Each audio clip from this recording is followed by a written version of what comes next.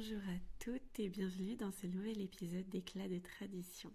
Alors aujourd'hui, on va explorer un thème plutôt tout doux, c'est les activités à réaliser avec les tout petits de 0 à 1 an. Alors que vous soyez une jeune maman, une grand-mère ou bien juste une tante attentionnée, je pense que ces idées, elles vont vous permettre de créer des moments précieux avec ces petits trésors. Vous n'avez pas besoin d'équipements coûteux ou d'un emploi du temps très rigide. Ici, tout est basé sur la simplicité et l'amour. Alors, je fais cet épisode, petit disclaimer, parce que je sais que quand on est maman pour la première fois, on n'a pas forcément quelqu'un derrière nous pour nous dire il faut faire ci, il faut faire ça, ce serait mieux si tu faisais ci, ce serait mieux si tu faisais ça. Voilà, et on n'a pas toujours des idées d'activités pour occuper la journée qui est parfois très très très longue. Donc voilà, je pense que ce qu'il faut, c'est essayer de partager des idées, de piocher un peu de ci, de là. Et l'objectif, voilà, avec un nouveau-né, c'est plus presque d'occuper la maman et de développer l'enfant que de l'occuper lui à proprement parler. Donc là, aujourd'hui, on parle des 0-1 ans. Après, on essaiera de voir après plus tard. Ce sera plus des occupations plus tard. Mais là, pour l'instant, sur les tout petits, on est plutôt sur on occupe la maman et le petit, on essaye surtout de le développer, de le stimuler. Mais toujours, attention, pas trop de stimulation, surtout avec les tout petits nouveau-nés. Parce que 0-1 an, c'est quand même assez spécial. Encore un autre disclaimer, si vous avez un enfant qui a des besoins spécifiques, et évidemment ça ne s'adresse pas à ce type d'enfant, là c'est vraiment un enfant qui a un développement tout à fait standard. Si c'est des besoins spéciaux, des besoins particuliers, je ne suis pas du tout formée pour ça. Là ce que je vous donne c'est simplement mon expérience en tant que maman, et je pense qu'elle peut aider les jeunes mamans ou les mamans qui ont oublié parce que c'est le troisième et qu'elles ne se souviennent plus. C'est toujours utile. Et évidemment, tous les proches à qui on confie parfois les enfants et qui ne savent pas trop quoi faire avec, ça peut toujours servir aussi. Mais voilà, pour ceux qui ont des besoins particuliers, vraiment consultez votre sage-femme, votre puéricultrice, voir votre médecin si c'est vraiment un besoin très très spécifique. Voilà, je pense que avec ça, on peut partir. Donc la première chose qu'il faut faire quand on veut occuper entre guillemets un enfant et quand on veut prévoir des activités avec un bébé, c'est qu'à cet âge en fait, entre 0 et 1 an, les bébés ils vont surtout découvrir le monde à travers leurs sens, donc à travers les 5 sens, hein. Tout va y passer, le toucher, l'ouïe, la vue dès qu'ils auront ouvert les yeux, le goût, l'odorat, et du coup, comme tout leur paraît extraordinaire, ils n'ont pas besoin de jouets qui soient complexes ou d'activités vraiment sophistiquées. Ce qu'ils vont rechercher, c'est avant tout de la connexion avec l'adulte qui les accompagne, de la sécurité et une exploration tout en douceur de l'environnement et de savoir de quoi est faite la vie, comment ça se passe à l'extérieur du ventre de maman.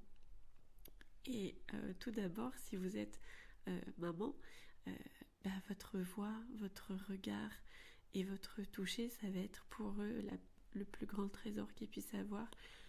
Il n'y a rien qui vaudrait, je pense, un contact avec vous, qu'il soit visuel, qu'il soit auditif ou qu'il soit évidemment physique entre vos deux peaux.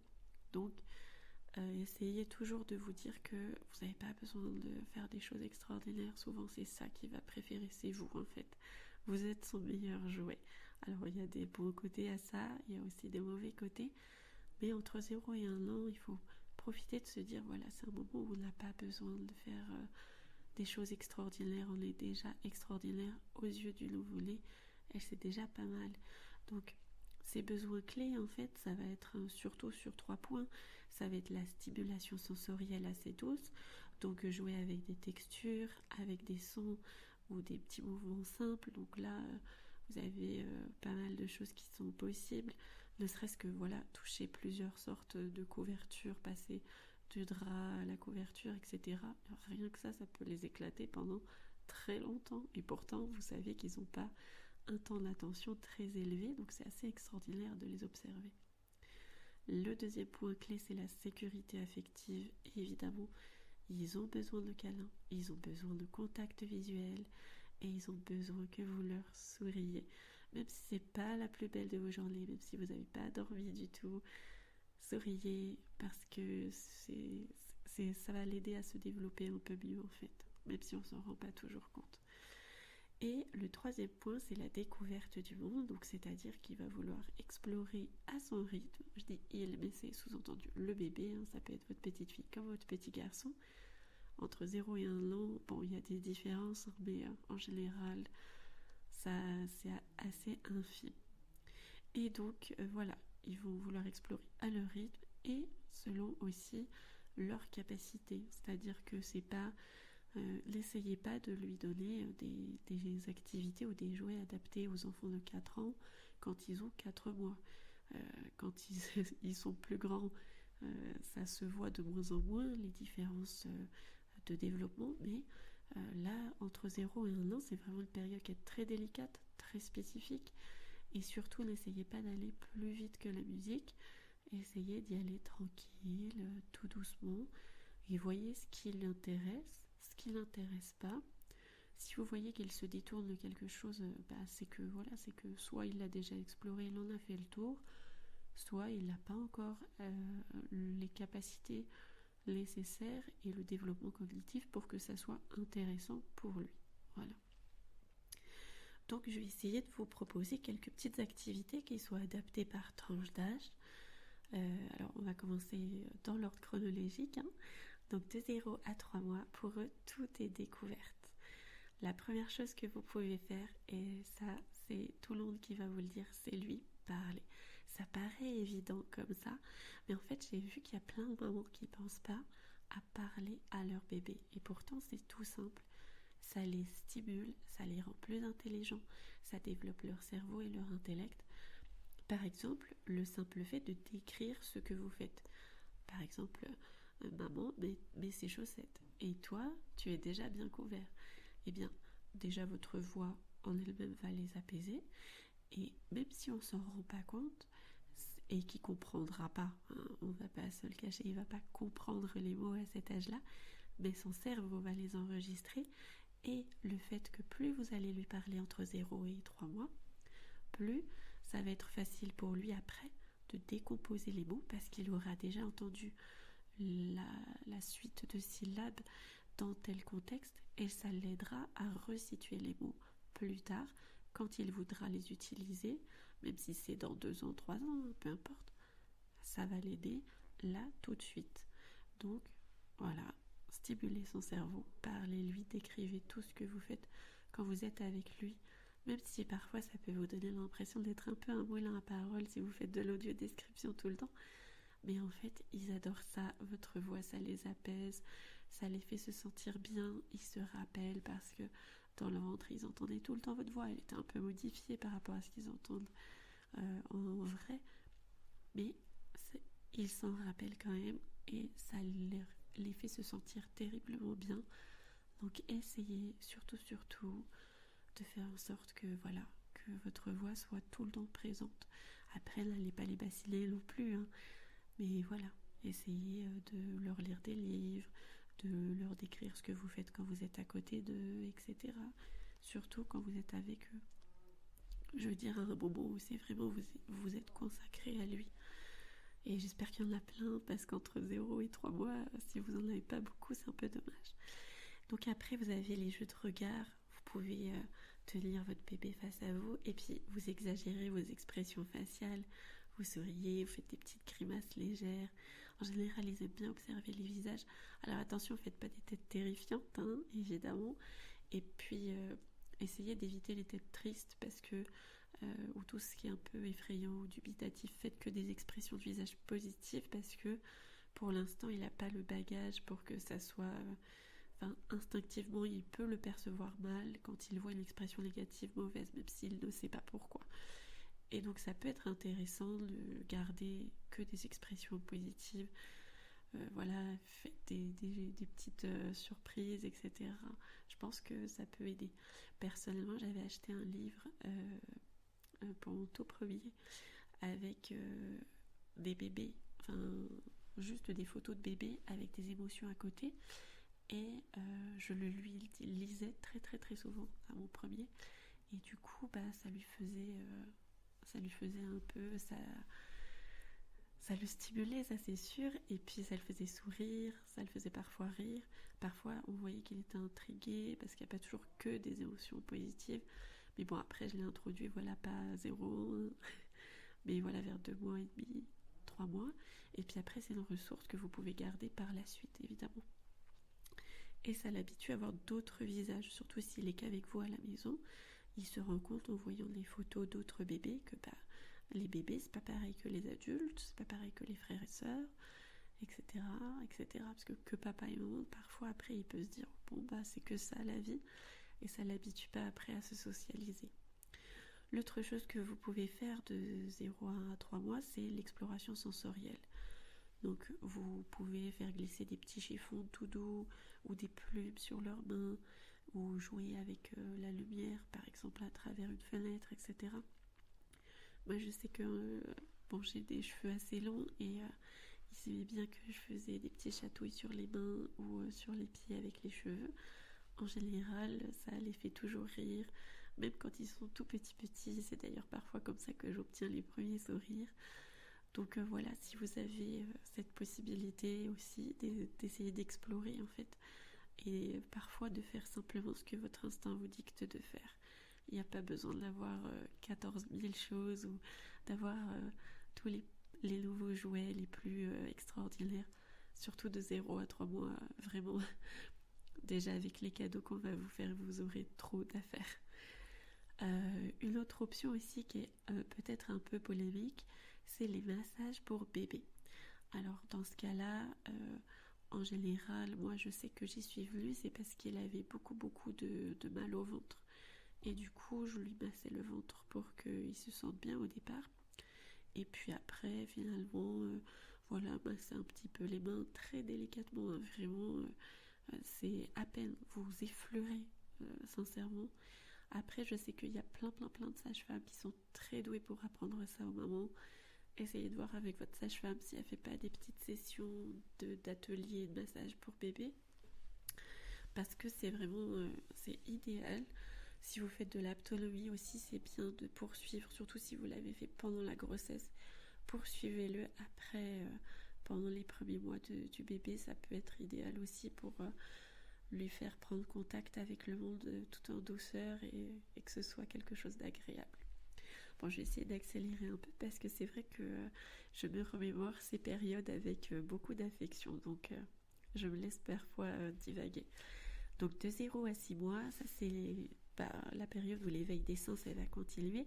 Donc là, cette fois, vous pouvez avoir un tapis d'éveil mais à la maison.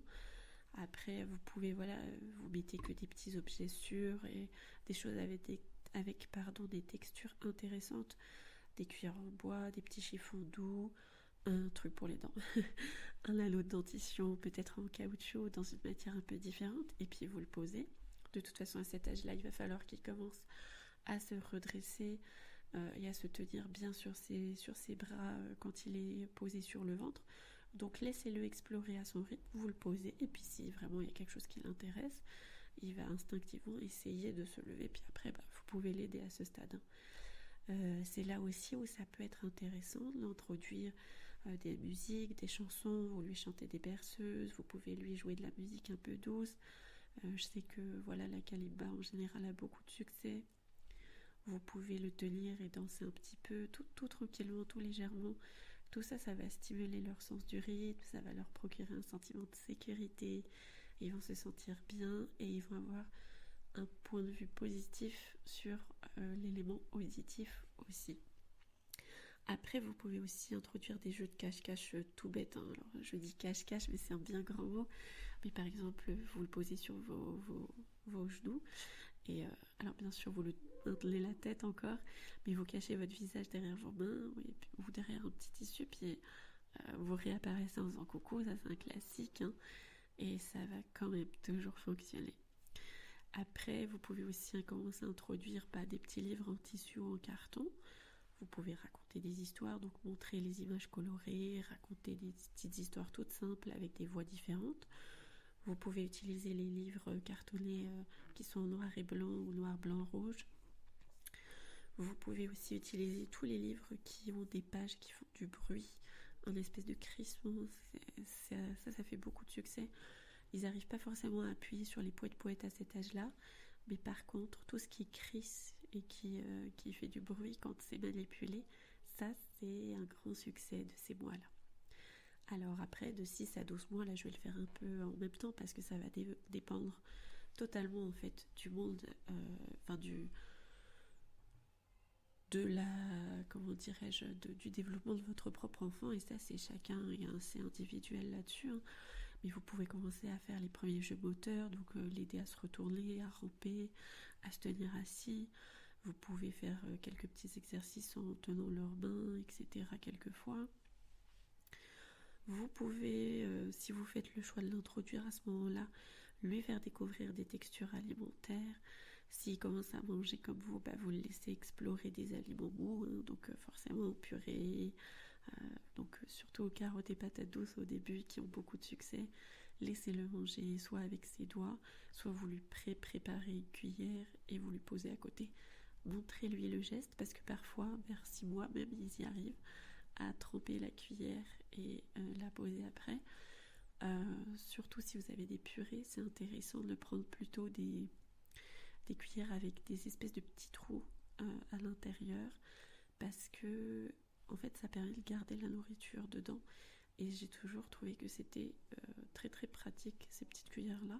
Ça leur permet dès 6 mois en fait d'essayer de piocher eux-mêmes et d'attraper la nourriture, puis après ils lèchent la cuillère et ils arrivent très bien à manger ce qu'il y a dans le trou de la cuillère, sachant que voilà, il reste parfois un peu, mais bon après voilà, ça fait tellement plaisir de voir un enfant qui mange tout seul à 6 mois que bon.